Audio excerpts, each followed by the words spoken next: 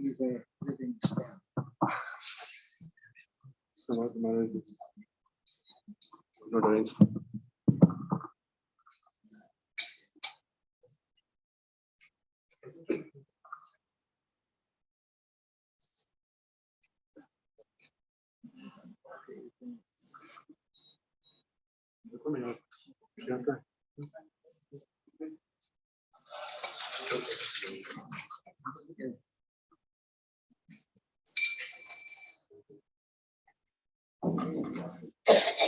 One more kartan.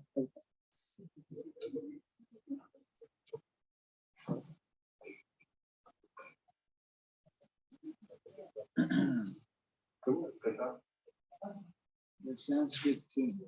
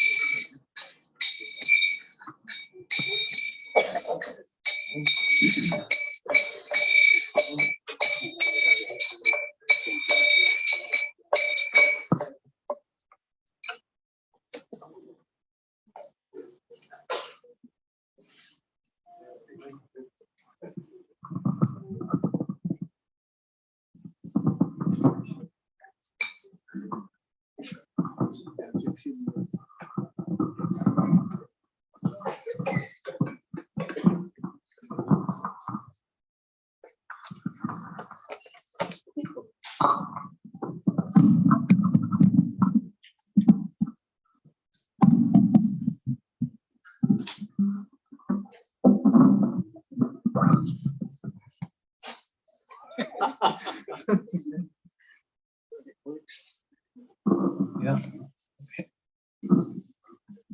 Yes.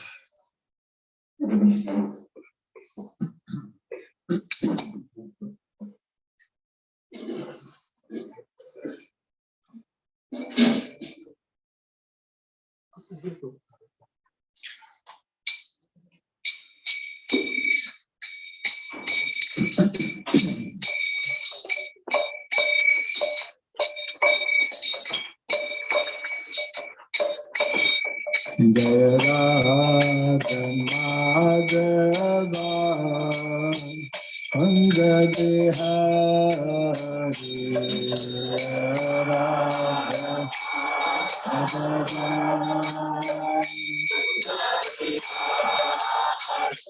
Jaya Radha Madhava Anga Dehari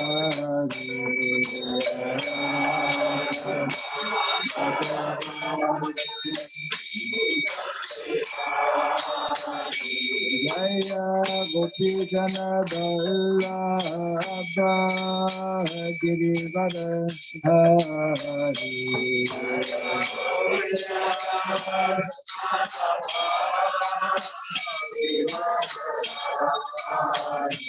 Jaya Gopi Jana Vallabha Girivara Dhari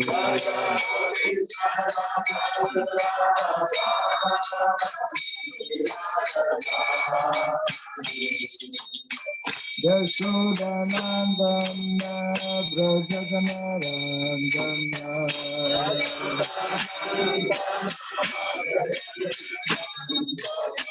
Yashodanandana Brajaganarandana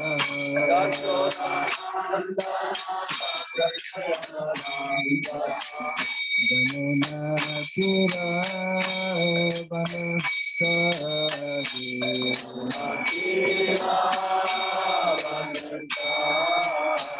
Yamuna Tira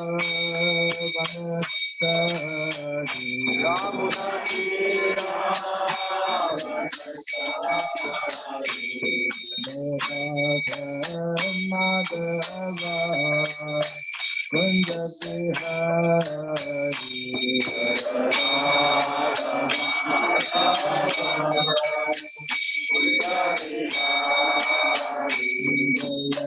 Radha Madhava Kunjati Hari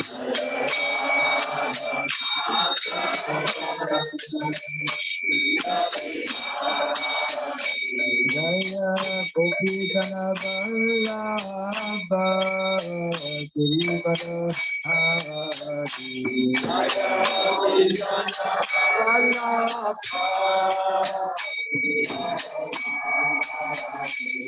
Jaya Gopi Gana Vallabha Girivara Hari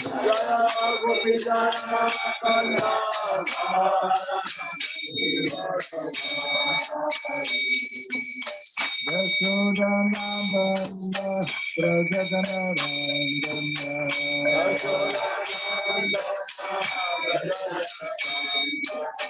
Yashodhana Banda Prajagana Rangana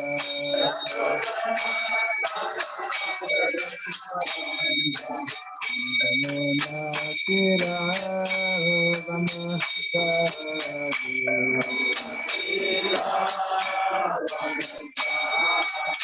Yamuna Tira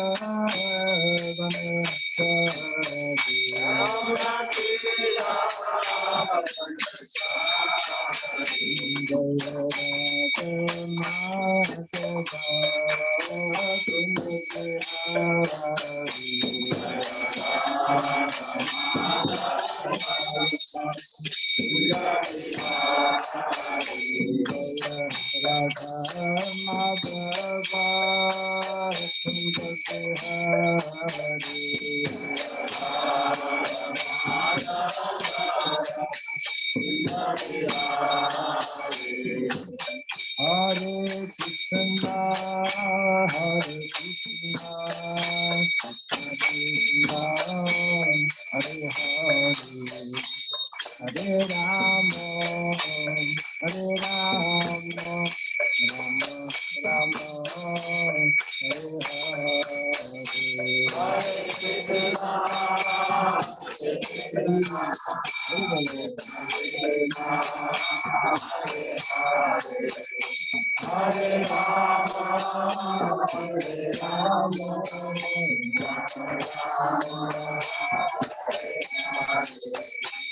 Hare Krishna, Hare Krishna, Krishna Krishna, Hare Hare, Hare Rama, Hare Rama, Rama Hare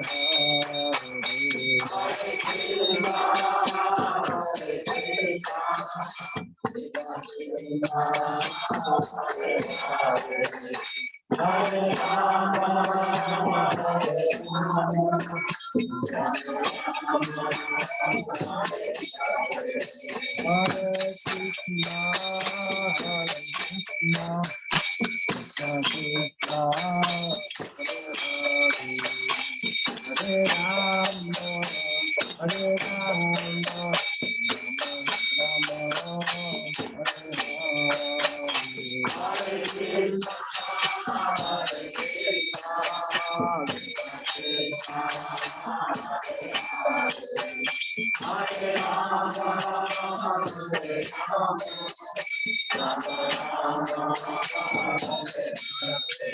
Hare Krishna, Hare Krishna, Krishna Krishna, Hare Hare, Hare Rama, Hare Rama, Hare Rama,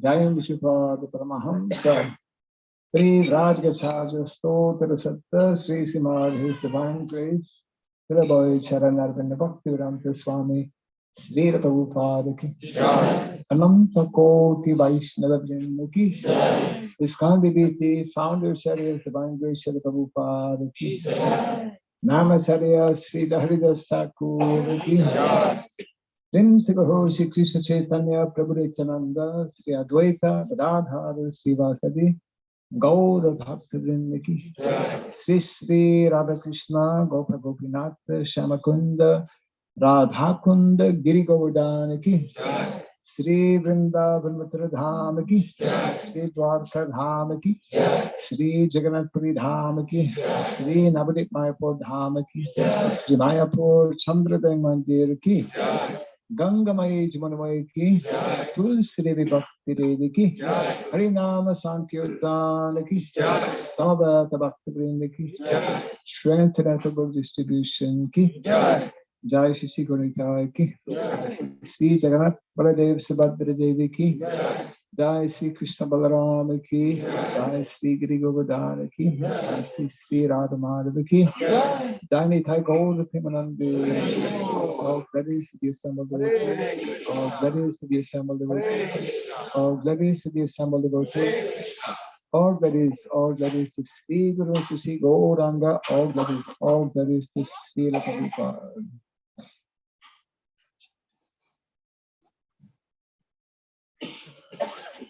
She likes you. Sriram. Huh? Sriram. His name is Sriram. Sriram. Oh, he likes you. It's not always easy. Hare Krishna. Sriram, Ram, Ram.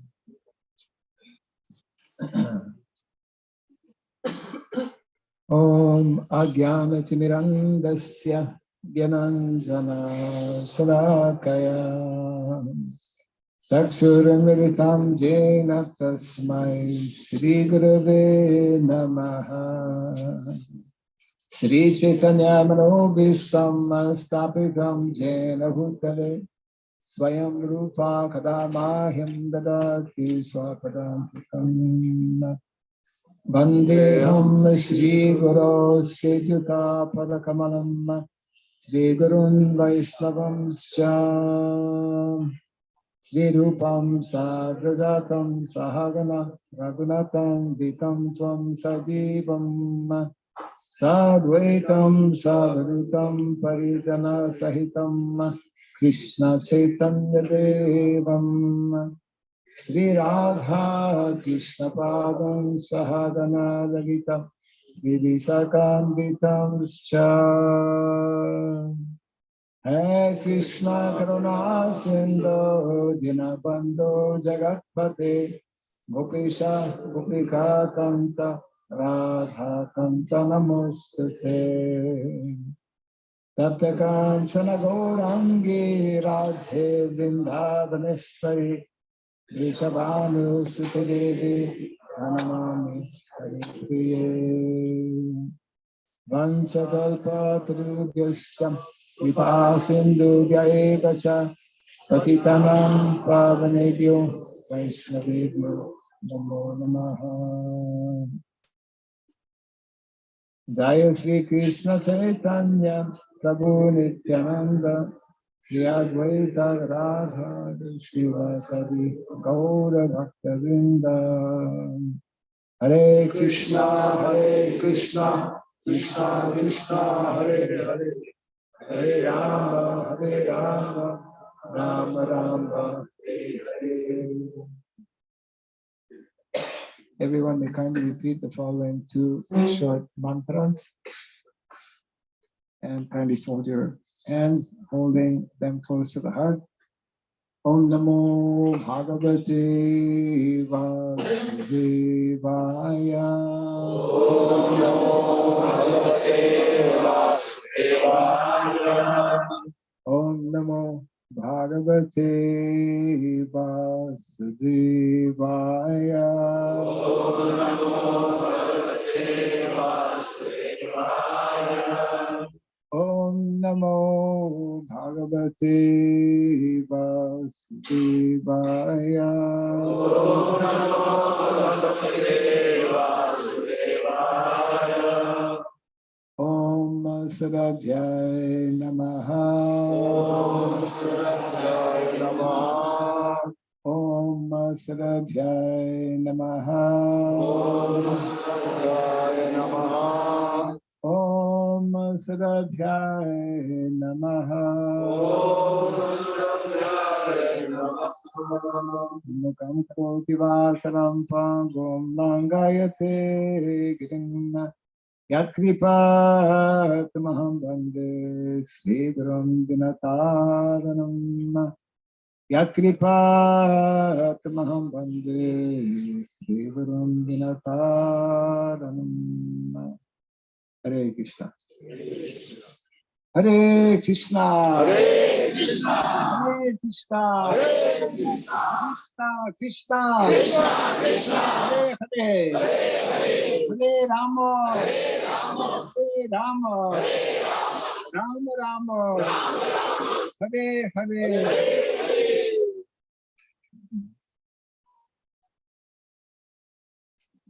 Thank you very much. And I'd like to wish or to welcome everyone to the program this evening, and also wish to thank our host for making it possible.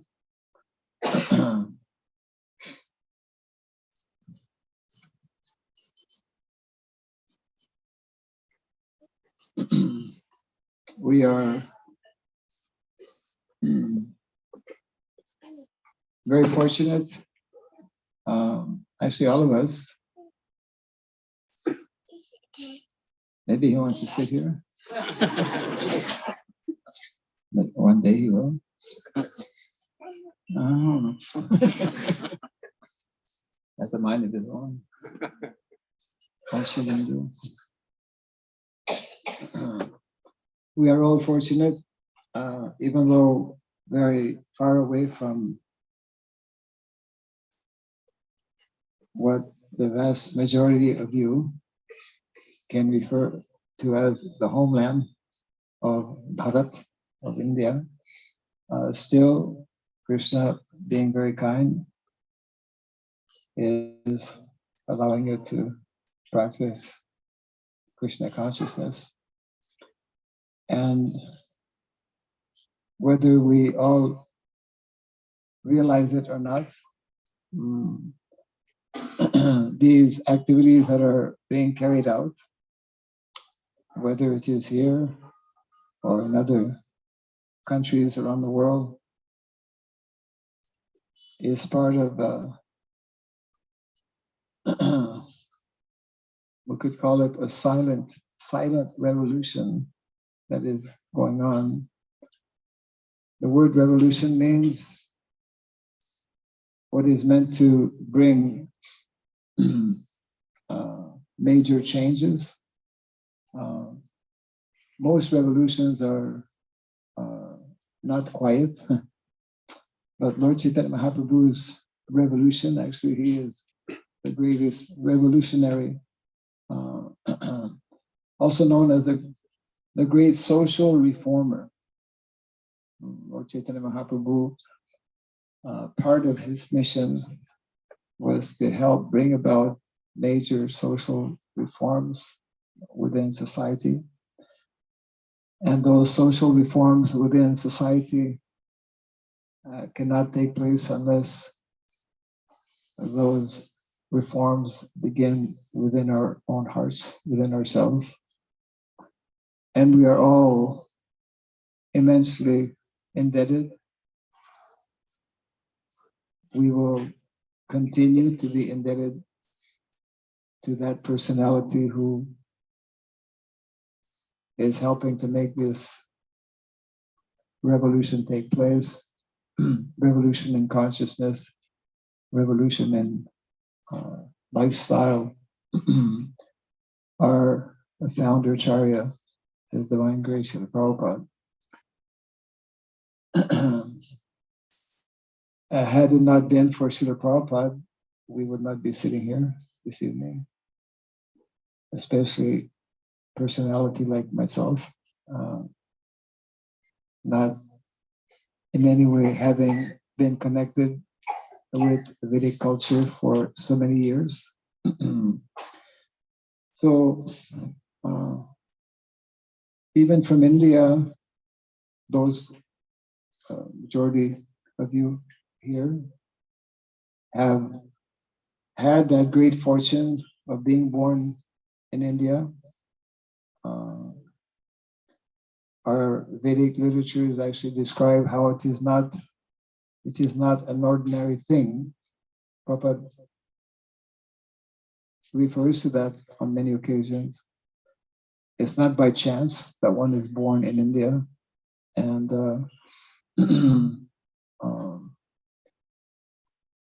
and there's a particular purpose. There's a very specific purpose for those who are born in India. And often Srila Prabhupada would remind his Indian audience what is that purpose. And it is to primarily twofold, actually, to individually take up seriously the process of self-realization, the process of Krishna consciousness, and as important as well, to do whatever we can. It is called para upakar, to perform welfare, the highest welfare activity, to bring this divine message to as many people as possible.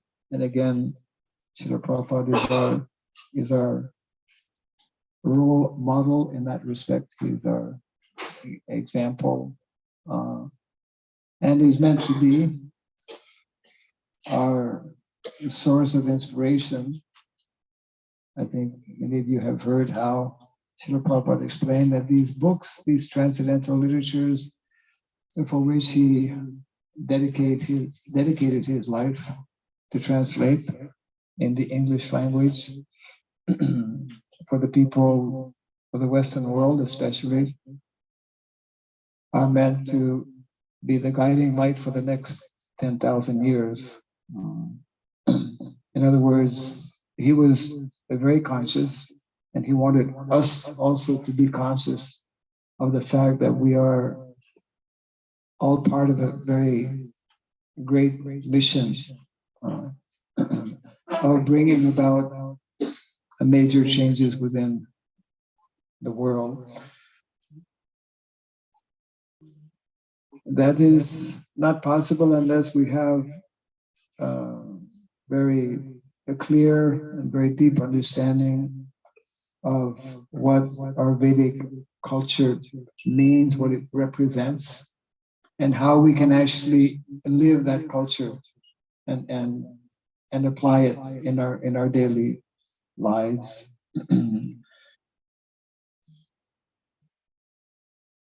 We are in a situation today, year 2023, where for the last decade or two, not decade or two, century, for the last 2 centuries actually, for the last 2 centuries, for the last 200 years, we have been, we mean society in general has been on a major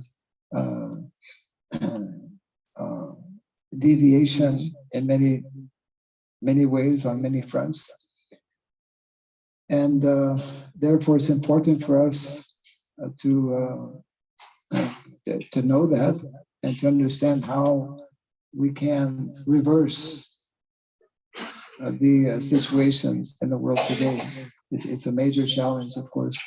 So one area which is very crucial, essential, is the topic of education. That's why this evening, yeah, there it is, I've chosen for our discourse this evening the topic of education, in particular what I term as Vanashrama education. We could also call it the Vedic education. The Vedic education, Vanashrama education, is very, very different from what we have been taught. Whatever concept that we have, unless as an individual, some of you have been fortunate to receive that original education which is discussed in our Shastra. The vast majority of people in the world and devotees as well, we are very, very far away from what education is meant to be. So hopefully through this presentation we can gain some insights based on what is in Shastra, based on what our acharyas are teaching as well. And I would say that it's difficult to understand about education unless we also understand about Varnashram ideology, Varnashrama philosophy. So I put those basically together. We'll keep some time for a short 5-minute video at the end, and 5-10 minutes of questions as well. So kindly make a mental note if you have any questions as we discuss like that, or put it on paper. Yeah. So these are some of the characteristics as we present this PowerPoint. You can just keep in mind and maybe compare with what is modern education and how it compares with what is being presented here. One of the qualities of the original of the education being promoted is, in terms of its simplicity, it's very simple. It is very natural. It is original as well. It is scientific. And number 5, it is spontaneous. So whether modern education is simple, modern education is not simple, and it's probably the opposite of all of these. So in the Vedic, of course, 5,000 years ago, Krishna and Balaram. This is one of the books that we presented on the topic of Varnashram education. We have a ministry in Mayapur. I believe it was mentioned a little earlier. One can avail of these different literatures on the topic of Varnashrama, in particular this one, which is a series of interviews of devotees who are especially concentrating on traditional education. A nice motto that we find in Vedic culture: education is life and life is education. It's not that when we finish our formal education that we stop the process of learning. It is an ongoing process the whole of life. These were photos of quite some years back of our Gurukul in Vrindavan, actually. Not every Gurukul has a swimming pool, nor is it necessary as well. Normally, the swimming pool is in the local pond or river, or the Jamuna in the case of Vrindavan. So Varnashrama, we won't go into too deep on the subject matter, but a few aspects we'll be touching on is especially been created or given to us by Lord Krishna to meet as easily as possible these four basic needs that we all have, beginning with physical needs, emotional, mental needs, social needs as well as the needs of the soul. So these are needs on the material level as well as on the spiritual level. The content of this presentation will cover a little bit about Varnashram, what is education in general, what is Varnashram education, and it will finish with what is called the 5 pillars of education. Again, we'll see a major contrast between that education and present-day education. So Varnashram, we won't spend too much time because we, as devotees, all have at least some basic understanding that the Varnashrama system is the original system that we hear about all the time. Whenever you open the pages of the Bhagavatam, the word Varna, the word Ashrama, the natural social divisions of Brahmana, etc., Vaishya, Shudra, etc., are actually meant to be the norm and the standard in society. That is, of course, known. We follow, as Prabhupada mentioned, our process is actually to follow the system of Varnashrama, which is also part of Sanatan Dharma. Sanatan Dharma, by the very word, means what is eternal, and the process or the system of Varnashrama is also eternal. We covered in the last few days a very important aspect in terms of dharma. We need to understand these 2 levels of dharma. Especially, we need to find a proper balance between these 2 aspects, the material and the spiritual. Dharma is translated in different ways. In the context of our presentation, I think it will help for us to understand dharma as what is original, what is original, our original nature, original identity on the transcendental spiritual platform, and also what is meant to be our original duties and responsibilities materially, what is meant to be our more natural and original way of living, what is meant to be our original and natural lifestyle. We'll touch on that a little bit later on. So Varnashrama Dharma means the eternal dharma of the spirit soul when situated at the level of conditioned soul, but the jiv, still being influenced at some level or other by modes of material nature.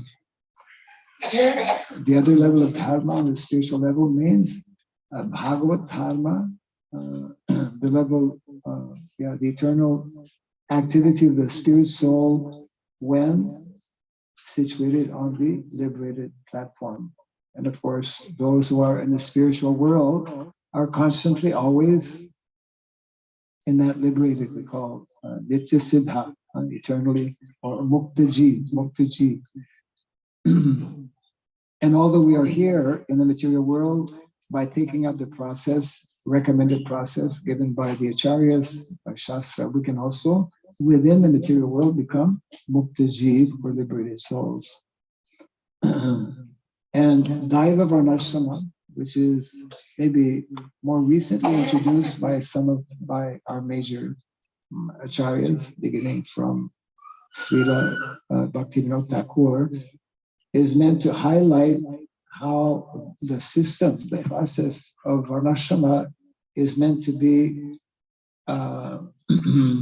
centered actually on divine or spiritual activities. Even our so-called material activities are meant to be performed for the pleasure and satisfaction of Krishna. That is Daiva Varnashrama. Prabhupada also refers to it as divine culture, the divine culture, which is an eternal culture. And what are activities within Bhagavad Dharma?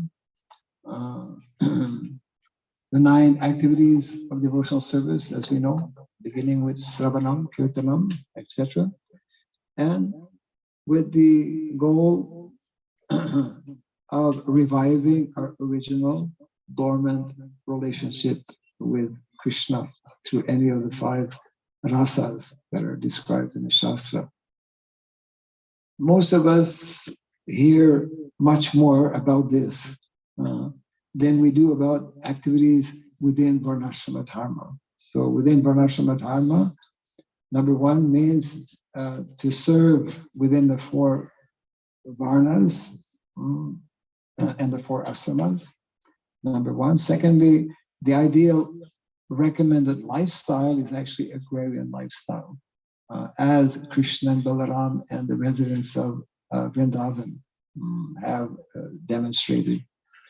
And within that whole system, education is either formal.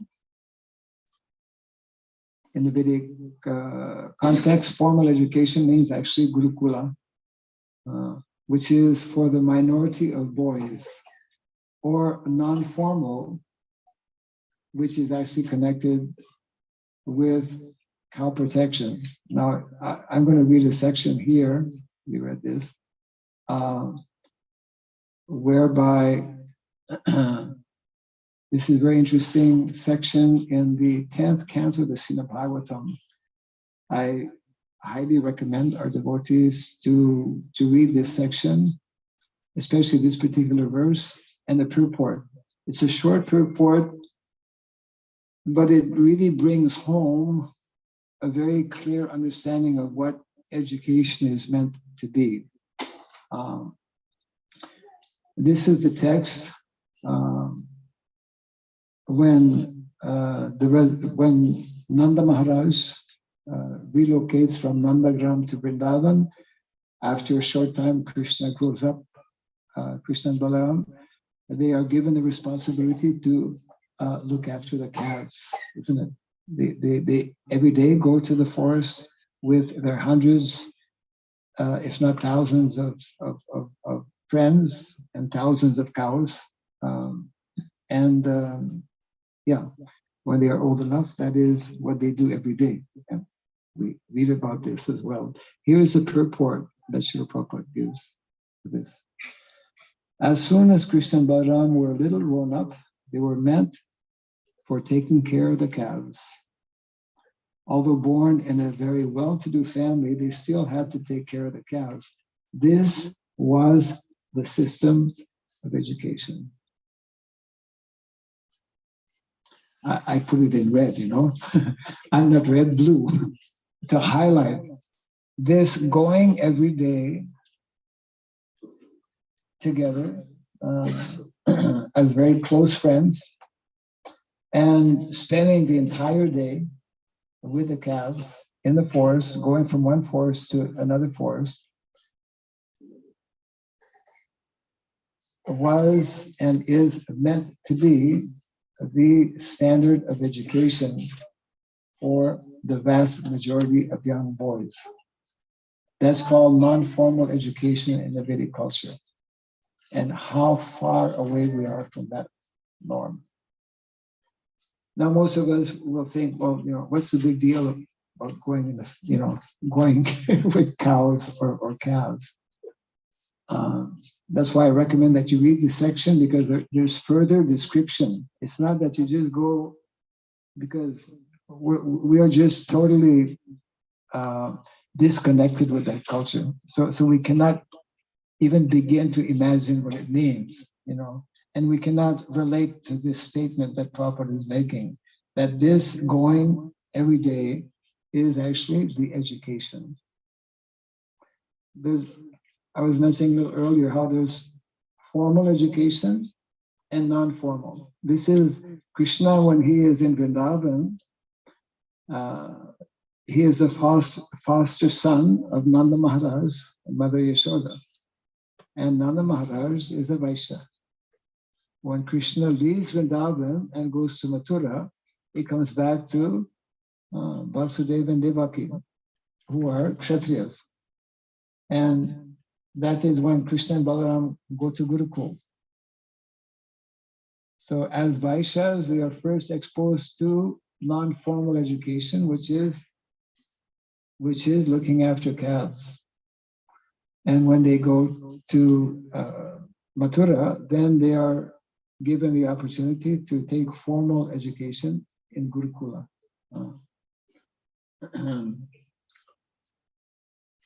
There are many activities that take place every day in the forest. We read a little bit about it in the Krishna book, isn't it? Or in the Krishna book is a summary of the 10th canto of the Srimad Bhagavatam. I want to continue the purport here by Srila Prabhupada. Those who are not born, this section here, those who are not born in Brahmana families were not meant for academic education. So majority of the boys in Vrindavan were not born in Brahmana families. And the majority of children born in most families, in any community, are also not born in Brahmana families. Of course, we know it's not simply by being born in a Brahmana family, but in general, majority of children will not have that natural inclination of becoming Brahmana. Prabhupada continues here in the purport. The Brahmanas were trained in a literary academic education. The Kshatriyas were trained to take care of the state, and the Vaishyas learn how to cultivate the land and take care of the cows. So Brahmanas take up formal education, Kshatriyas also take up formal education, whereas Vaishyas take up non-formal education. And Prabhupada concludes here, there was no need to waste time going to school, to be falsely educated and later increase the numbers of the unemployed. Does it ring a bell?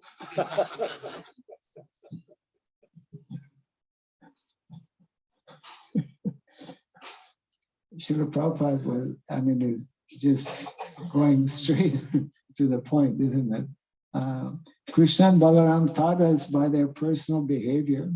Krishna took care of the cows and played his flute, and Balaram took care of agricultural activities with a plow in his hand. We can come back to that later on, but this, we don't read extensively, most of us, the Vaishnava literatures. And even if we do, actually, because the Bhagavatam has 18,000 verses, it takes a while before we come back to a verse that we might have read but really missed out the real message that was being conveyed. It's the same thing with the Bhagavad Gita. These books that we read, that we are meant to read, are full of very, I would say, covered meanings that very often it takes us a while to actually understand. And we can only understand ultimately if Krishna blesses us to understand, isn't it? Dadami buddhi yogantam yena mam upayanti te. If we hear, we read, if we study with the proper mood, mentality, then Krishna will help us, isn't it, to understand. It's only quite recently actually that I kind of discovered this particular explanation in the context of education. And although we are so far removed from that, and we may think also, well, that's very nice, but it's not really practical, really, is it? Is it practical?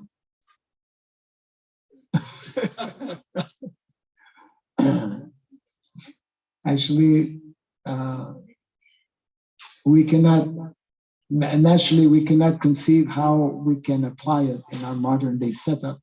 But we should know that actually whatever is presented in the Shastra, whatever is explained and further elaborated by our acharyas is actually the most practical. We are the ones who are not practical. Isn't it? Yeah. And this requires some time for us to think about it, to meditate upon it, and especially to purify our consciousness. Unless our consciousness is purified, we cannot appreciate, we cannot understand what is being conveyed. Same thing Krishna explains, isn't it, in the Bhagavad Gita? Bhakto sime saka cheti rahasyam hetavitamam. This knowledge that I'm revealing to you, Arjuna, it is very mysterious. It is very confidential also. That means we cannot immediately fully understand it. Yeah. So just to continue here, yeah.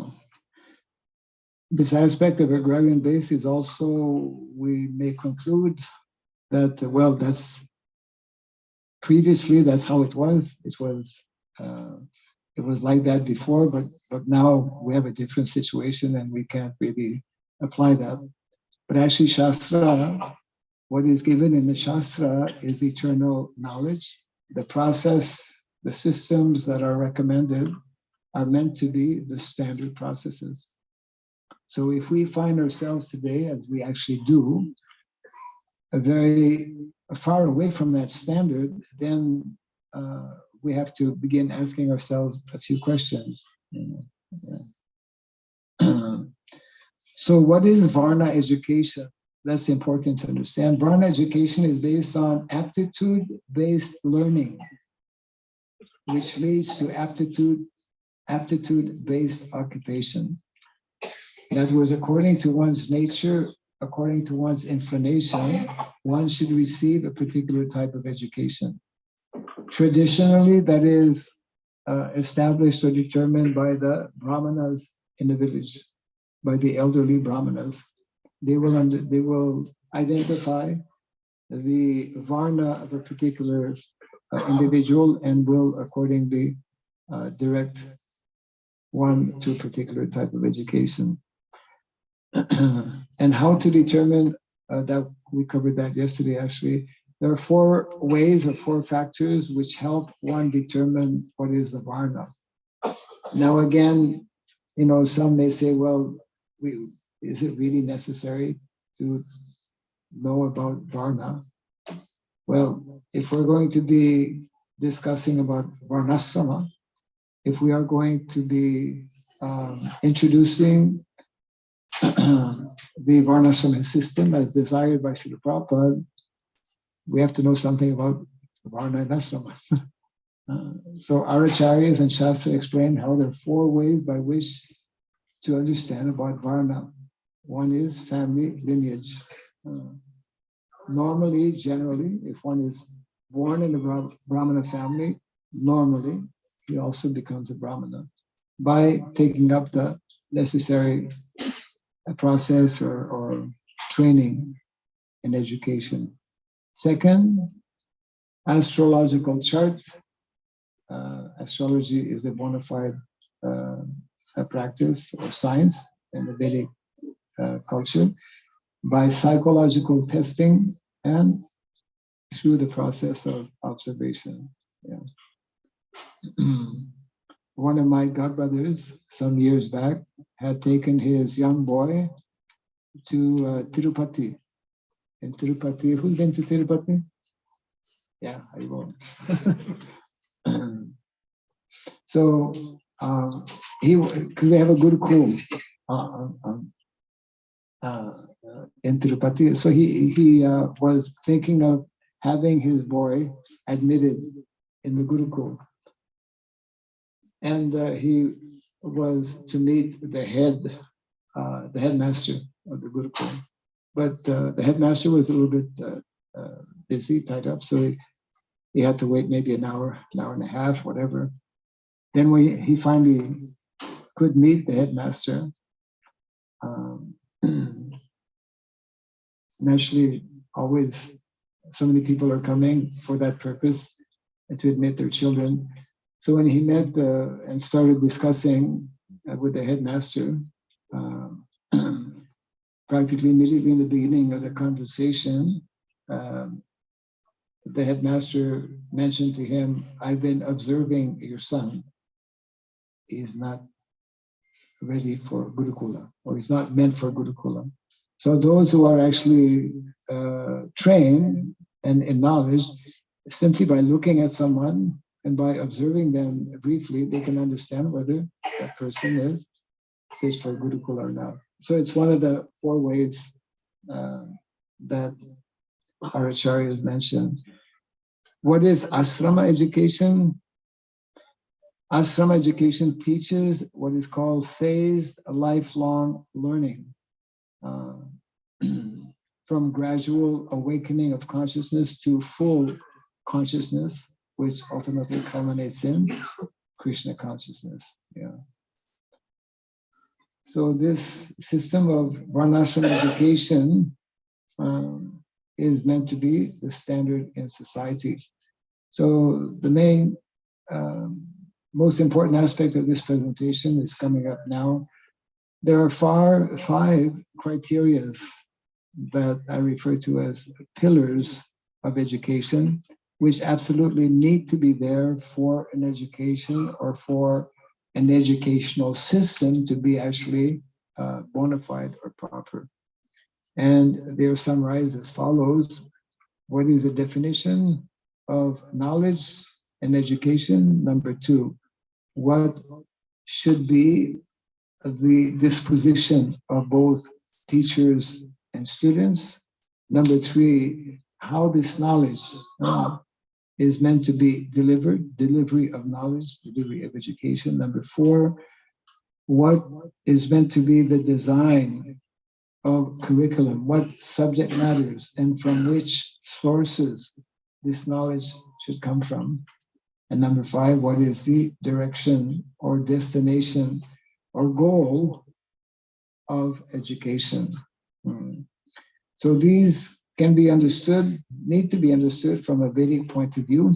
And as we will see, there are specific references from our Shastra as well. Definition, actual education means, this is a quotation from Bhagavad Gita 7.2, the simultaneous cultivation of jnanam, phenomenal, and vijnanam, numinous knowledge, through formal, non-formal, and informal practices. So in other words, for us to understand education, and for that matter, to understand politics or to understand anything within society, we should refer to our Shastra. So this is the simple definition of knowledge. Prabhupada is saying knowledge means to know the difference between matter and spirit, the origin of both, and the relationship between them. This is actual knowledge. And if we look at what is taught in modern day education, the whole spiritual dimension, as we know, is missing, is absent. And and the material knowledge is also not in keeping with what is actually recommended in the Shastra in terms of prescribed duties or prescribed activities. We can come back to that a little bit later on. Second, disposition. A correct education entails that both the teacher and the student must demonstrate specific traits or qualities. So there are 9 qualities that must be there for one to be a qualified teacher, and there are 3 qualities that must be there for one to be a qualified student. These are the well-known qualities of a Brahmana. Teacher means Brahmana, isn't it? So 18th chapter, verse 42, well known, is giving us these 9 qualities of a teacher. So it means that a teacher must be God conscious, ideally Krishna conscious, so that he can properly guide the students. And what are the 3 qualities of a student? From the 4th chapter of the Bhagavad Gita, Tad Vidi Pranipatena, Pri Krishnena Sevaya, Upadekshantiti Jnanam, Jnaninas Tattvadarshinaha. Yeah.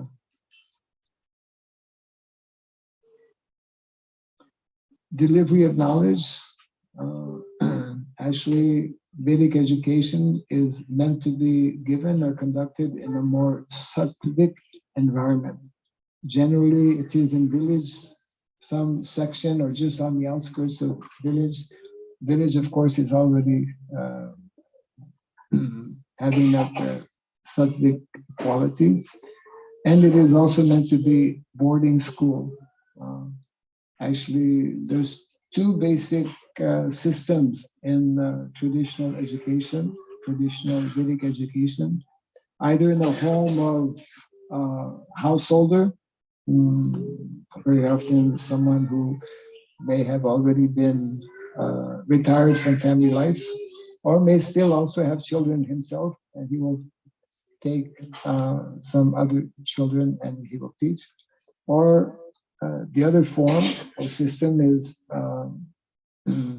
as more like an institution, a little bit like we have in Mayapur, for example, where we have different teachers who are residing and teaching the Vedic subjects.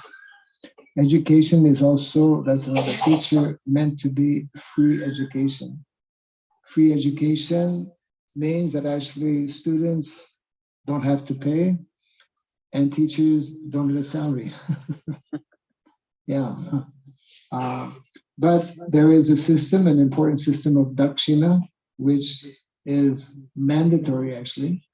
When the Vedic culture is in proper place, then it is the duty and responsibility of members of society to support in different ways those who are brahmanas, those who are dedicated to teach general society. Number 4, design. According to Vedic culture, by definition and purpose,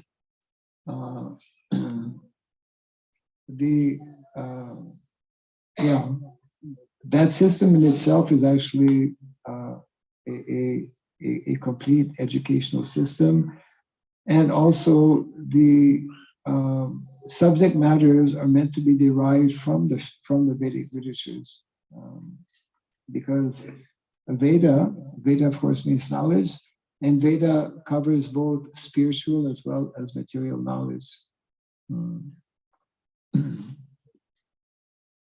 Then direction, or what is the ultimate aim of all education,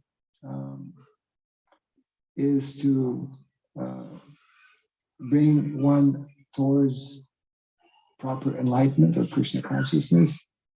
And this is from the Sri Ishopanishad, very important instruction. Those who engage in the culture of nescient activities shall enter into the darkest region of ignorance.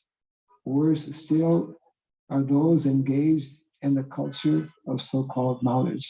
And Srila Prabhupada in the purport explains, thus, the aim of real education should be self-realization, realization of the spiritual values of the soul, and any education which does not lead to such realization must be considered avidya, or ignorance. Yeah.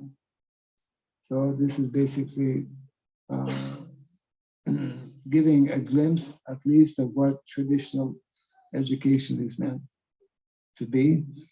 And I suspect that there will be a few questions. I hope there are a few questions that we can possibly address. Before doing that, I'll just show a brief, let's see, video here, which, yeah.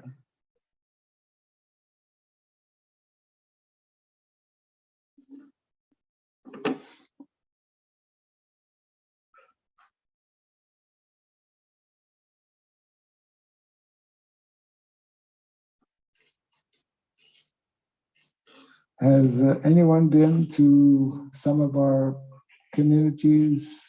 We have different communities, like in the US, in Europe as well.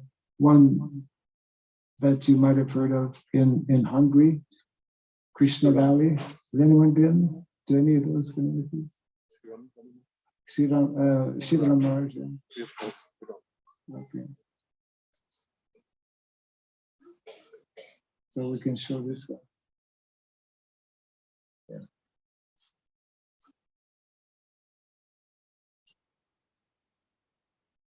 Might be good to dim some of the lights.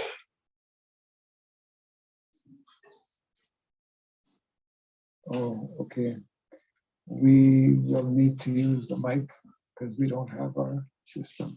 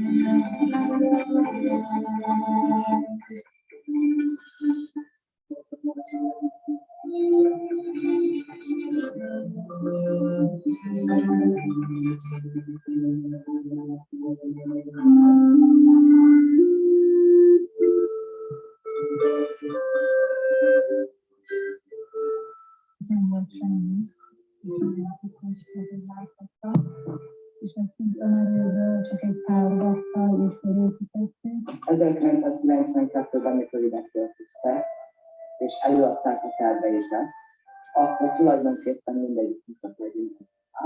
Nem fog ebből megvalósulni semmi. Télen is kint hajnalban, hogyha reggelit kell készíteni, akkor gyertya mellett készítünk. Sokszor nem is látjuk, hogy mit főzünk, és volt egyszer, hogy amikor fagyott zöldségek, hideg víz. This is describing the early days of the community. És mindaz, amit elterveztek, az részleteiben teljesen megvalósulnak.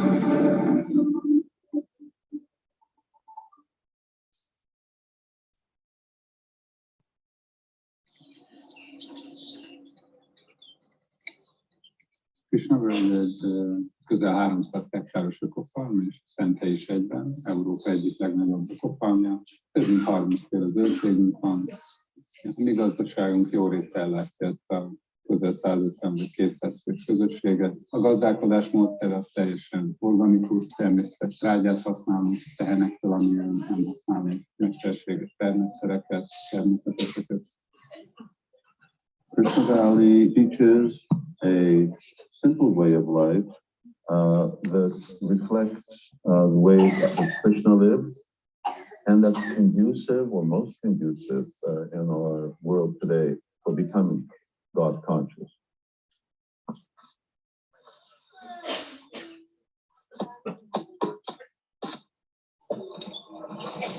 Here it is. This is what we've been working for.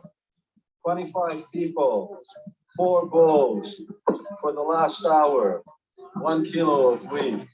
Az Isten töltött gazdálkodásnak az az elve, hogy mi magunkat, mint Krisna szolgái látjuk, onnantól, hogy neveljük, magot tettünk a földbe, tegyük a zöldségeket, végig arra gondolunk, hogy ez meg Krisna örömét fogja szolgálni. A legkomolyabb viszonzás az abban van, amikor tudok szedni először zöldséget, akár melyiket, például paradicsomot, vagy kis korianderlevelet, amit tudom, hogy nagyon szeretnek a pudzsárik, és rád és rám, és akkor beviszem, akkor nagy extázist érzek, tudom, hogy Krisna elégedett.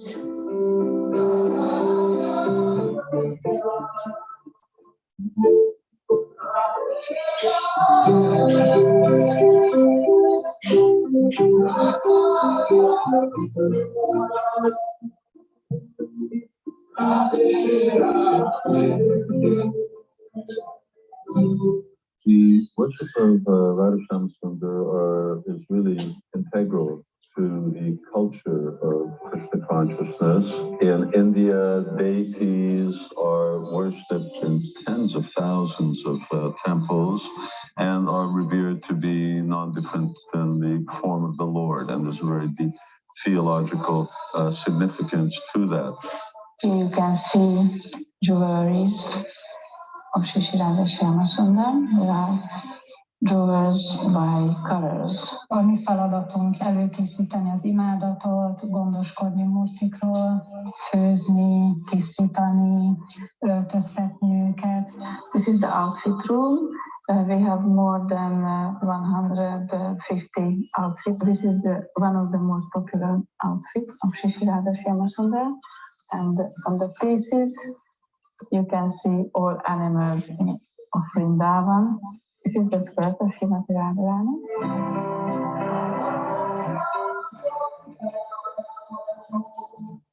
We serve in the Pujari department.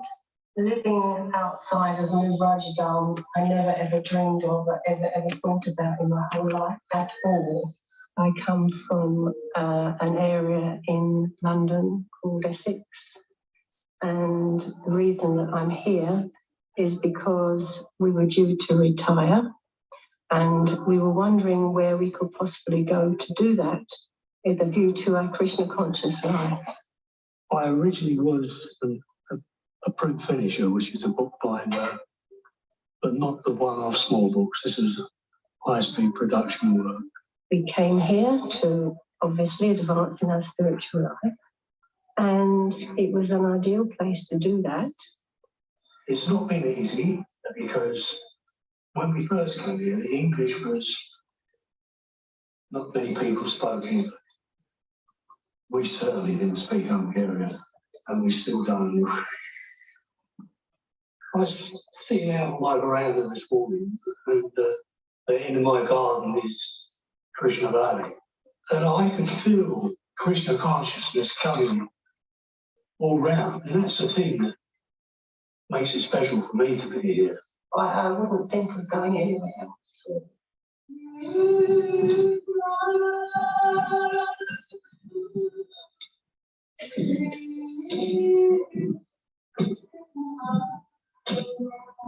Én már itt születtem Krishnavölgyben.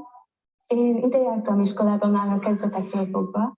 Nagyjából ugyanazt tanuljuk, mint bármelyik másik iskolában, csak vannak egyéb tantárgyaink is.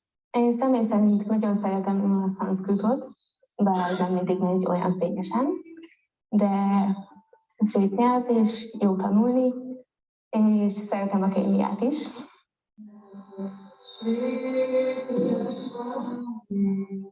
Itt egyáltalán nem unalmas lenni, mindig van valami esemény. Ma délelőtt például egy táncot kezdtünk el megtanulni, sokat beszélgetünk, nevetünk. Én ugyebár most jártam ki a 8. osztályt, ezután rendezvényszervezést fogok tanulni, és igazából ez engem mindig érdekelt, hogy emberekkel foglalkozhassak, és akkor így tudjak valami emberekkel kapcsolatos szolgáltat ajánlani Rádésámnak a pályádat. Én nagyon szeretek itt lakni, mert ez nagyon békés hely. Az is más és sokkal jobb, hogy mindenkit ismerünk, mindenkiben meg tudunk bízni. Persze nem mindenkivel beszélgetünk ugyanarról, de tudjuk, hogy számíthatunk a másikra, és olyan vidám hely. Itt Krisnavölgyben az is nagyon jó, hogy bármikor csak kilépünk az utcára, 100 lépésre ott van egy mező, erdő. Szeretem a teheneket is, megnyugtató a közelükbe kijárni. It's a 5-star Goshala.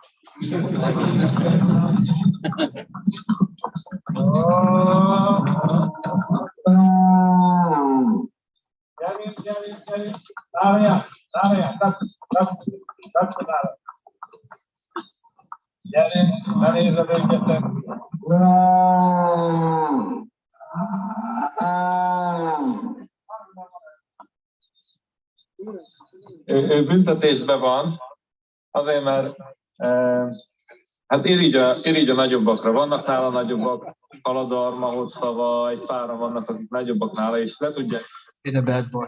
a legelőn, felázítja a testvéreit, és együtt rámennek a nagyobbakra, és elvedik a nagyobbak, és szétszaggatják a villanypásztalt. És akkor először azt csináltuk, hogy mindig kivettük azt, akit megvertek. De utána rájöttünk, hát ő a látvító. Hát őt kivesszük, és akkor megvolt az összes probléma. Nagyon érdekes dolog, hogy mit jelent gondoskodni a tehenekkel a kötökre. Ilyenek van többféle szintje. Az első, ami a legalapvetőbb, hogy mondjuk gondoskodjuk a testükről. Tehát megvédik őket a hidegtől, a melegtől, a széltől, az esőtől, adunk nekik enni, persze meggyógyítjuk őket, hogyha betegek. Aztán ugye van egy finomabb szint, amikor mentálisan próbálunk róluk gondoskodni, és mi kiszámíthatóak vagyunk velük. Tudja az a tehén, hogy minden nap van egy ilyen koreográfia. Jövök reggel, akkor így fogom fölkelteni, feláll a tehén, megmosom a tőgyét, servesz, és az lesz, akkor neki nagyon nyugodt tud lenni az elméje, nem kell aggódnia. Azt lelki szinten gondoskodni a tehenekről, vagy az ökrökről, azt jelenti, hogy lehetőséget biztosítunk nekik arra, hogy odaadó szolgálatot végezzenek. Az ökröknek megadjuk azt a lehetőséget, hogy ők kimennek a földekre, és akkor megművelik a földet, segítenek élelmiszert előállítani, és akkor az van felajánlva. Ennek esetében, akkor megszálljuk őket, és akkor átvisszük a tejet, és föl van ajánlva friss námat. Hogyha valaki beült már egy tehén alá, érezte annak a tehénnek az illatát, hogy megérintette a tehenet, az annyira egy természetes, annyira egy jó érzés, hogy igazából így én nem tudom elképzelni az életemet, hogy valahogy így tehenektől el legyek választva. Krishna egy tehénpásztor. Ugyanazt a szolgálatot csinálni, amit ő csinál, az egy nagyon különleges dolog. Krisnavölgyel az együttműködés a lehető legjobb. Teljesen beépült a falu közösségébe. Ez mi sem bizonyítja jobban, mint az 5 képviselőből 2 a Krisnavölgyben él. Sőt, Somogy Vámos alpolgármestere is Krisnavölgyi. Nagyon sok mindenben segítik a falu munkáját, a falu vezetését, vagy segítenek abban, hogy mivel tudjuk a környezetünket szebbé és jobbá tenni. Mindenfajta fejlesztésben, a közelebbi és távolabbi tervekben együtt döntünk, nagyon befogadóak az itt élő emberek. Hiszen, hogyha azt látjuk, hogy ebben a kis településben 3 vallás szépen, békében él egymás mellett, hát mi lehetne ettől csodálatosabb? 2 of the devotees are on the council, local council, village council. Krishna hívőkkel való együttműködés az van, amikor egyszerű, van, amikor nagyon bonyolult tud lenni.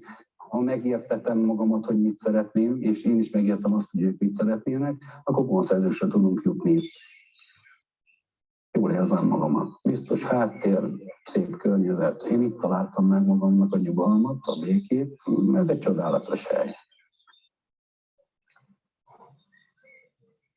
vannak még egyedülálló fiatalok, vannak fiatal házaspárok. Az idegenforgalom olyannyira fellendült, hogy most már éves szinten 30 000 látogató érkezik a településre. Ugye nincsen árambevezetve, nincsen gázbevezetve, fával tüzelünk, gyertyákkal, napelemekkel világítunk, és van saját szendvicstisztító. Az én szolgálatom, hogy az ide érkező vendégeket összehozzam Rádissámmal, bemutassam a farmnak a tevékenységeit és az életünknek a célját. Sokféle látogatónk van, vannak csoportjaink is, iskolákból, óvodákból, egész kicsik, és nyugdíjas csoportok, klubok, ezen kívül nagyon sok egyéni vendég érkezik, akik családokkal jönnek, van a balatoni látogatók, közülük nagyon sok német, de egyéb országokból is látogatnak hozzánk.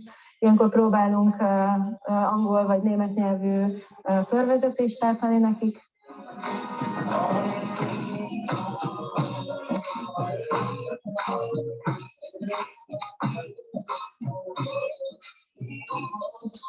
I've been to Krishna Valley probably about 4 times now. The first time I came, I was about 18 years old. So I came with my friend, my best friend, for a festival. And I was really just completely overwhelmed and amazed by the experience. It was so wonderful. This is I feel, a very special place for several reasons. Some of the reasons are more obvious, more external, and some are more subtle. As soon as you come, you feel that force of peaceful energy and very uplifting straight away. And it maybe takes like 1-2 days and you start to feel yourself also become different, thinking becomes different. Things slow down and it feels wonderful, it feels very good. But also more than that, here there is a spiritual focus, a devotional focus, and everyone is working together towards that same goal of devotion, and that is very rare. Amit én adok a vendégeknek, az az, amit én kapok Rádissámtól. Ők tanítanak. Krisnának mindenkivel személyes kapcsolata van, nincs két egyforma kapcsolata, és ez felbátorítja az embereket, hogy nyíljanak. Amikor ide érkeznek, vagy ha csak bemennének a templomszobába, és mi erről nem beszélnénk, lehet, hogy észre se vennék. De amint közelebb viszik őket, akkor látják Rádissám gyönyörű mosolyát, a kedvességüket, a kisugárzásukat, akkor lehet látni, hogy nagyon sokan megkönnyeznek.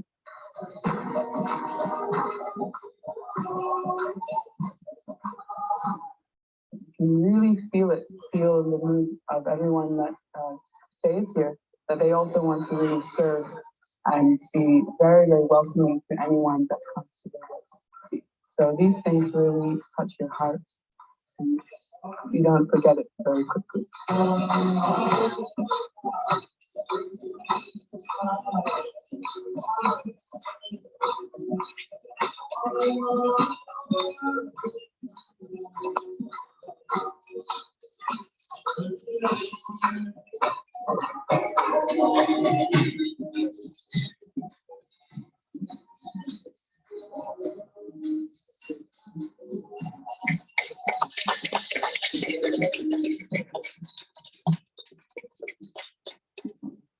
Jai Shri Krishna.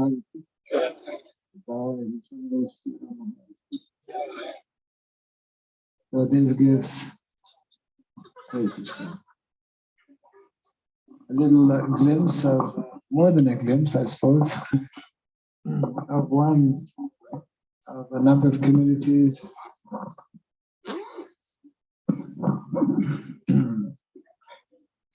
So maybe we can have the lights again.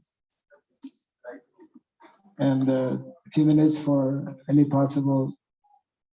I'm glad this came up because I spoke about formal, non-formal education, mostly for boys. This gave a perspective of education for girls. And in the Vedic culture, everything is covered and everyone is provided with the necessities at all levels as well. So education is for boys and girls, but it's a different type of education. That's a whole topic in itself, but this was nicely conveyed here. Anyone have any? Yes.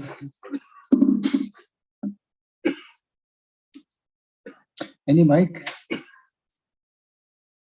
My voice. Yes.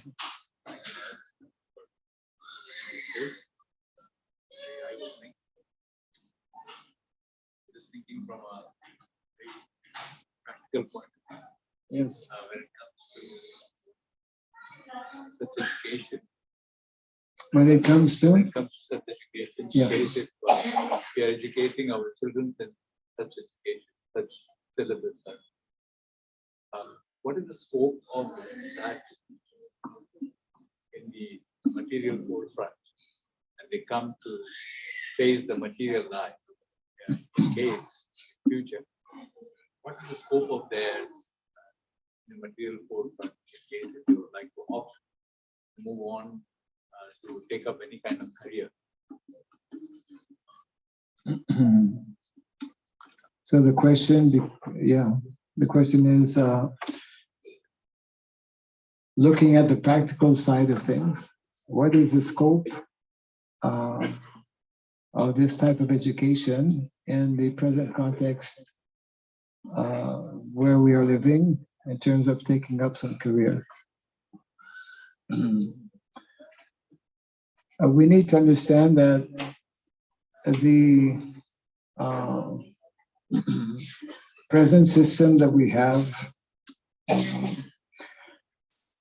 modern lifestyle that we are, for the vast majority, we are exposed to, that we have been trained to, and the type of education that is being given in our regular schools is preparing us for a lifestyle and occupations that for most of us is not the most ideal. It requires some time to actually understand, I would say, more clearly. For example, we didn't even touch on the aspect of co-education. Most educational institutions today promote or establish in the context of boys and girls studying together, which is actually far from being ideal. And if I was to bring out a list of all of the complications and problems and turmoils and sufferings that this brings about, you could begin to understand that this type of training, this type of education, and also the kind of activities and professions that most of us, most of general people, including most of our devotees, have been trained to take up today, is not in keeping with what is recommended in the Shastra.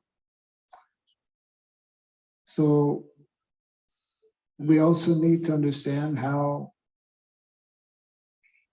do we want to continue promoting and supporting a system which is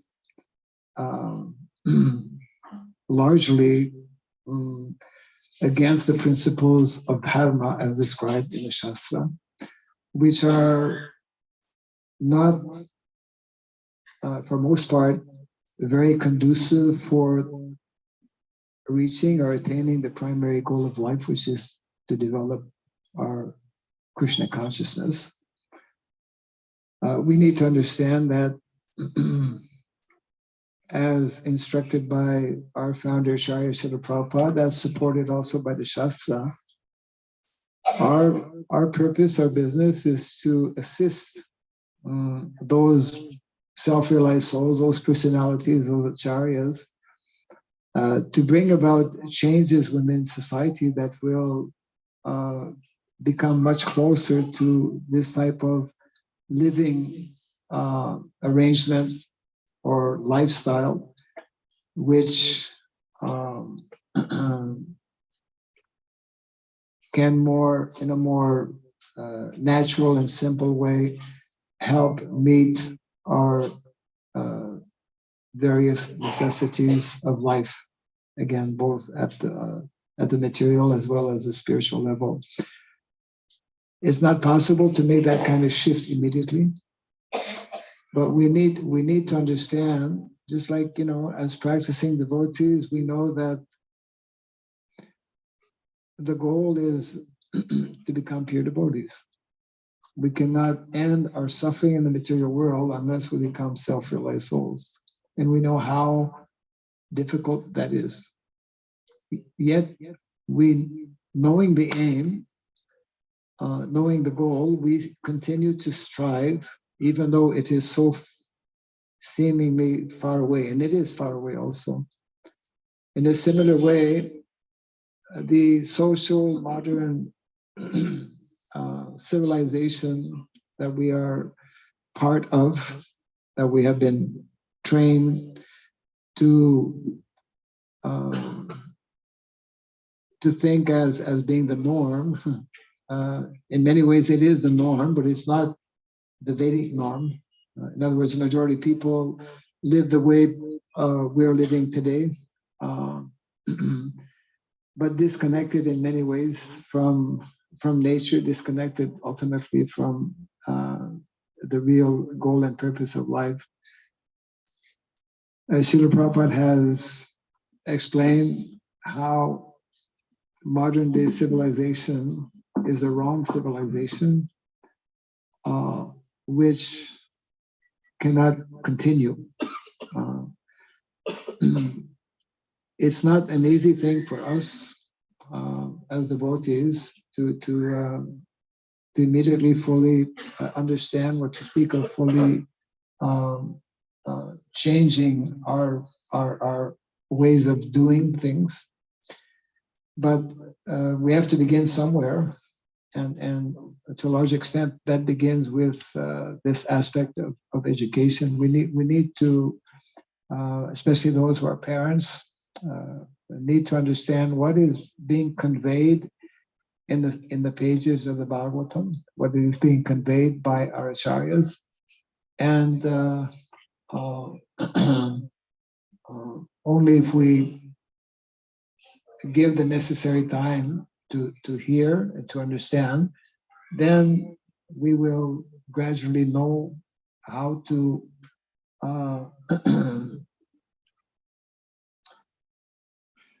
live our lives so that we can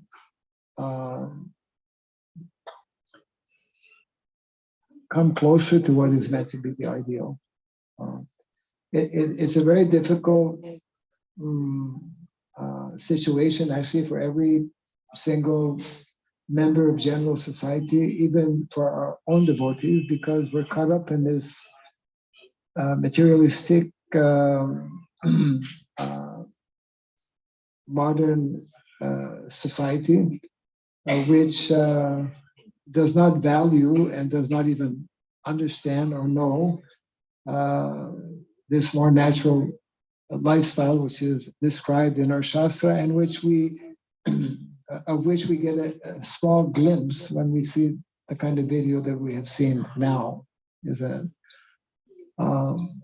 and many of our devotees, probably most of our devotees, both men and women, initially will think that, well, this is not really practical, and should we even endeavor for it, isn't it? Which is connected with your question. I mean, what do we do with all of this? We are living in a particular way, within a particular social arrangement and setup that has been around for many decades. But our acharyas are telling us that I have to quote this particular statement given by Srila Prabhupada, that modern civilization is a doomed civilization. It is not at all ideal. If modern civilization, the way it is set up now, is a doomed civilization, and if it is, according to our acharyas, according to Shastra, meant to to come to an end, why should we stick to that civilization? Why should we want to educate our dependents, our children, to be part of something that is meant to collapse, that will collapse? Why should we stick to a lifestyle that is preventing us from actually developing as we should, and take all of the risks, and also be part of the very destructive destruction that is taking place. Modern civilization, Prabhupada also stated, is a killing civilization. Now, every day, we're not conscious of this. We use all kinds of chemical products. The soap that all of us, majority, the soap that majority of people in the world and the majority of our devotees are using is actually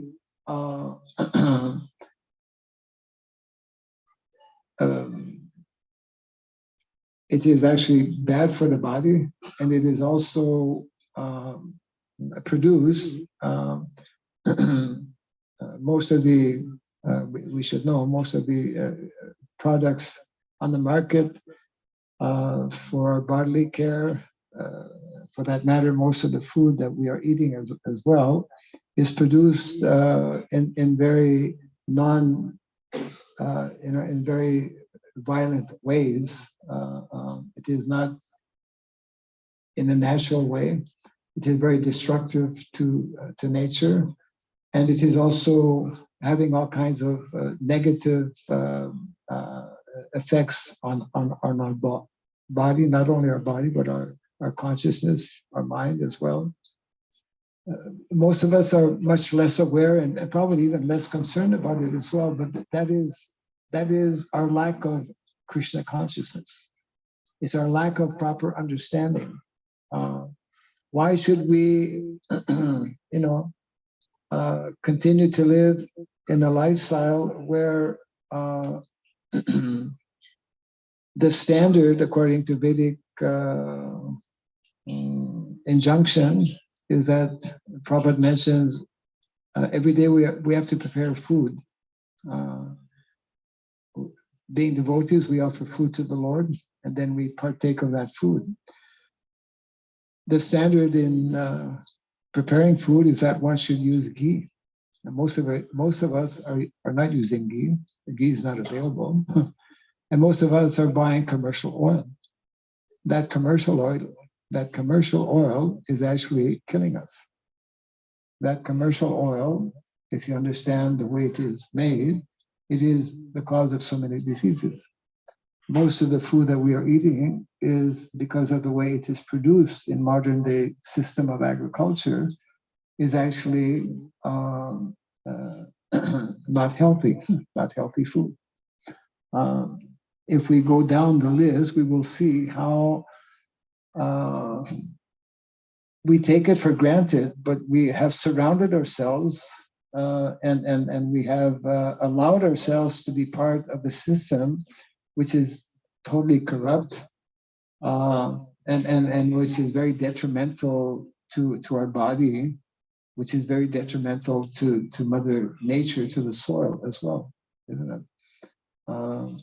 What scientists and educators and leaders thought was good in terms of introducing, modern agriculture, just to take that as an example, ends up actually having destroyed 70% of our topsoil on the planet today. It's one of the global major crises and problems that we have, you see. Most of our devotees and most of the common people as well are very less aware of what is actually taking place in terms of the negative effects that it is having. Even the clothes that we are wearing today, we take it for granted. Most of the clothes that we have is made of various combinations of synthetic, we call synthetic cloth, which is actually not healthy for the body. So the food we are eating, even the homes in which we're living, the clothes we're wearing, the medicines we're taking is actually not natural. So it's an important dimension for us to know and to understand how, because of bad leadership, which is prevalent in modern day society, means we don't have Krishna conscious leaders, isn't it? But they are the ones who are making all the decisions and introducing all kinds of policies in parliament, which are actually very adharmic, very going against the basic laws of nature. And so this is having an impact. I mean, it is estimated that every 34 minutes, one youth commits suicide. You know that in India, every 30 minutes, a farmer commits suicide.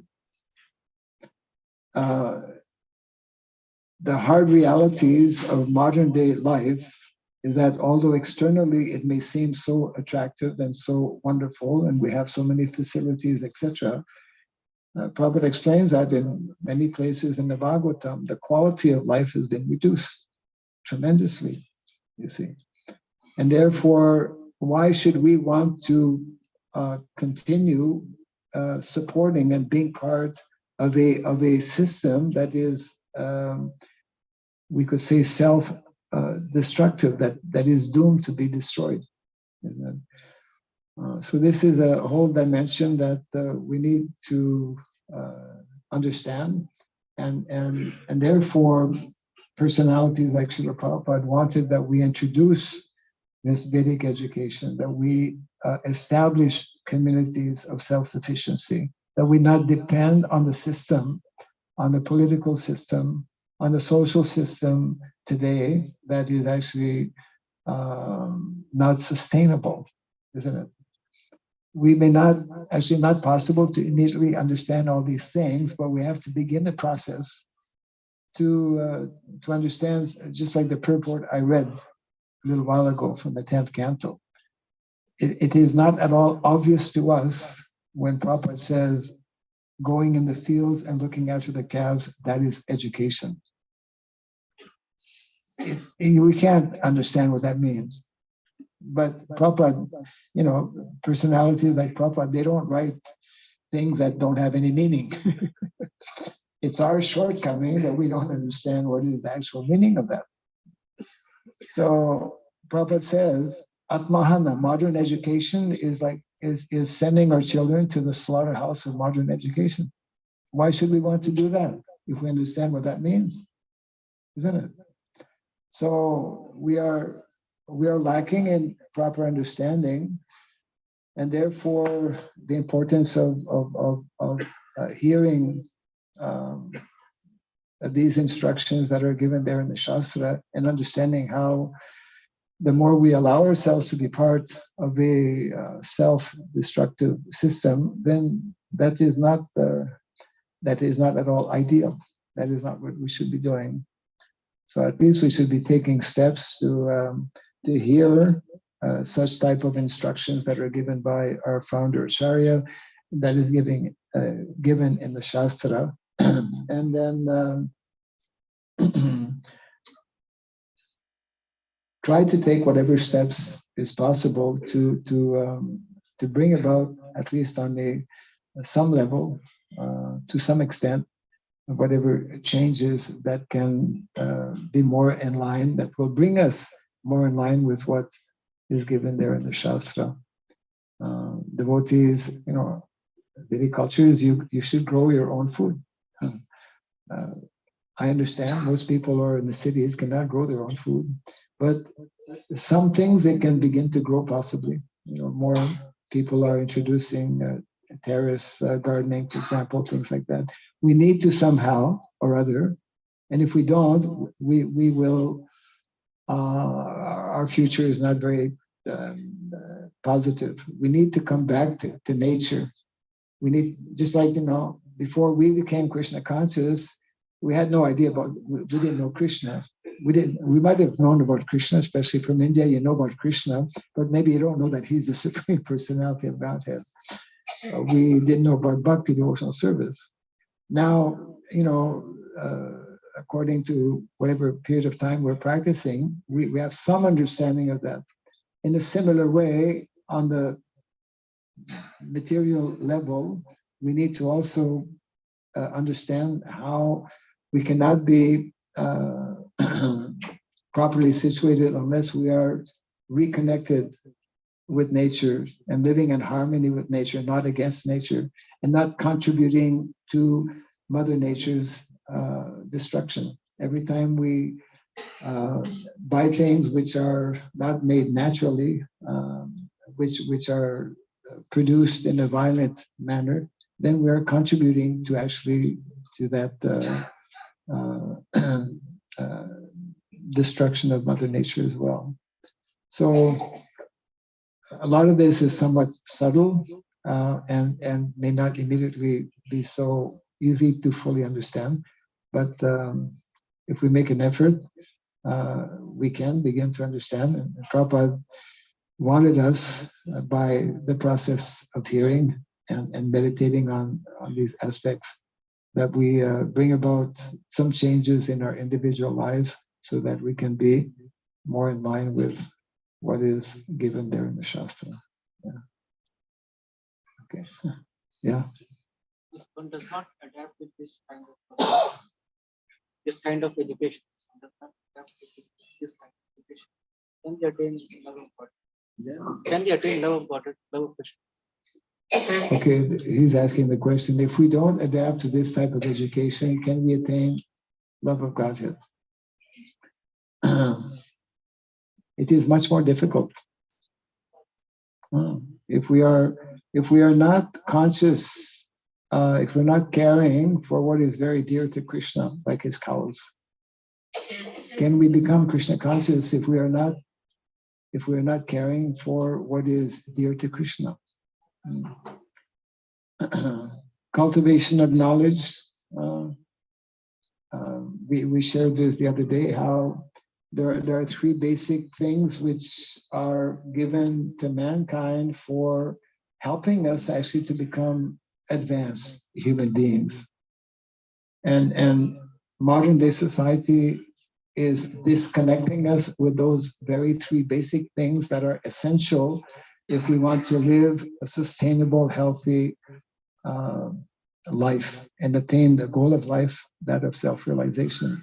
And that is given in the Shastra. Those three are cows, land, and cultivation of knowledge. Modern day society is disconnecting us from cows. Cows are in the mode of goodness. When we are no longer associating with cows, it's more difficult for us actually to develop the mode of goodness. It's a simple thing. Traditionally, everyone had cows in their homes, isn't it? And Krishna has created that system. That is Vanashrama system, which is agrarian-based system, to facilitate our advancement from the lower modes of nature to the higher modes of nature. We should be associating every day with cows and brahmanas. Cows and brahmanas, Shastra is explaining, they are both belonging to the same family because both are in the mode of goodness. Now we don't live with cows and we rarely associate with brahmanas. That means we don't associate with the mode of goodness. That means we are not in the mode of goodness, or it's more difficult to be in the mode of goodness. Even as devotees, it's not that, from day one when we start chanting Hare Krishna, that we are above the modes of material nature. I think everyone will attest to that, I hope. So therefore, these guidelines that are given in the Shastra, especially in terms of being connected, understanding, most of us don't understand why cows are so important, why cows are meant to be so important every day in our lives.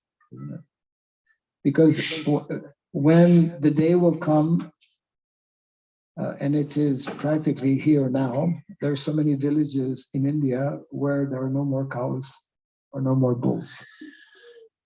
That village is a doomed village. That village will soon, nobody will live there. Nobody will be able to live there. Modern day society for the last so many, at the whole of the 20th century, because of modern practices of agriculture, we have introduced 4 basic enemies to agriculture, beginning with machine, then chemical fertilizers, chemical pesticides, and hybrid seeds. Krishna consciousness is not simply something that is, spiritual. It is very practical, down to earth in terms of how we live, what work we take up, etc., and how we are relating or not relating with Mother Nature.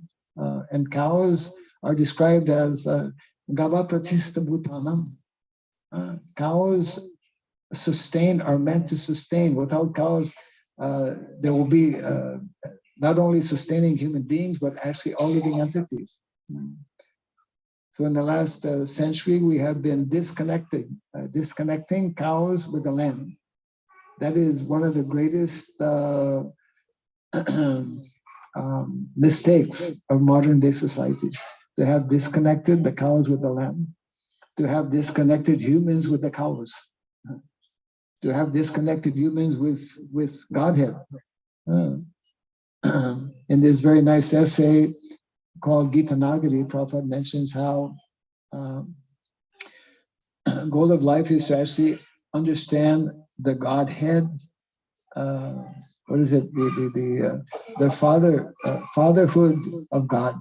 God is our father, isn't it? The motherhood of nature and the childhood of all living entities. The fatherhood, motherhood, and childhood. These, if we understand this nicely, based on Vedic Shastra, then we will be able to function properly. So cows are an absolute necessity in our lives. And we think we can live without cows and cow products. No one, how many Matajis here are cooking with ghee? You're very fortunate if you are. I mean, there's only a few hands up. In most places, when I ask the question, no hands are up. We're not cooking with ghee. We should be cooking with ghee, but ghee is not available because we have allowed this whole system to be the corrupt system to continue, and we are not thinking, not hearing what our acharyas are telling us is that you change your lifestyle so that you can one day again cook with ghee and become healthy. Otherwise, Prabhupada way back in his Back to Godhead magazine, he mentions this point, how cooking with commercial oil is very bad for the system, is very unhealthy. It produces all kinds of diseases, including cancer. So Krishna consciousness is very, very down to earth and very practical, and we need to learn this dimension. And that Vanashrama is meant for that purpose. Otherwise, we're not practical. Otherwise, we end up, isn't it, being just sentimental. Krishna consciousness is not simply some sentimental thing. A lot more would need to be said, but I think our time is not going, but has gone. So, thank you all very much. But determining Varna, all the 4 parameters are met, or any one of the 4 has to be met. But determining Varna, all the 4 parameters have to be met. Not necessarily all the 4 parameters, but at least some of them, or at least one of them. Yeah. That's important, but more important is to become Krishna conscious.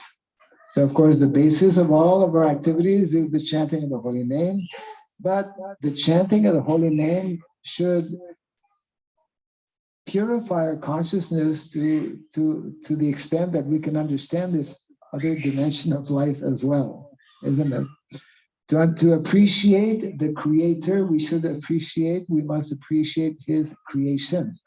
And actually in the Shastra it is recommended also, we can more easily appreciate the creator by appreciating and understanding his creation and how it works and how we are meant to properly interact with that creation. So part of that creation is all the natural resources of nature, Mother Nature. The more we go against or the more we exploit those natural resources, the more we contribute to the exploitation of these natural resources, we are going against Mother Nature. We are going against Dharma, isn't it? So therefore, that level of consciousness we also need to develop, and we can do that by hearing continuously from at least daily for some period of time, and of course by chanting nicely what is the recommended Yuga Dharma for this age of Kali, the chanting of the holy name, as we generally do. Hare Krishna, Hare Krishna, Krishna Krishna, Hare Hare, Hare Rama, Hare Rama, Rama Rama, Hare Hare. Jai Shri Prabhupada ki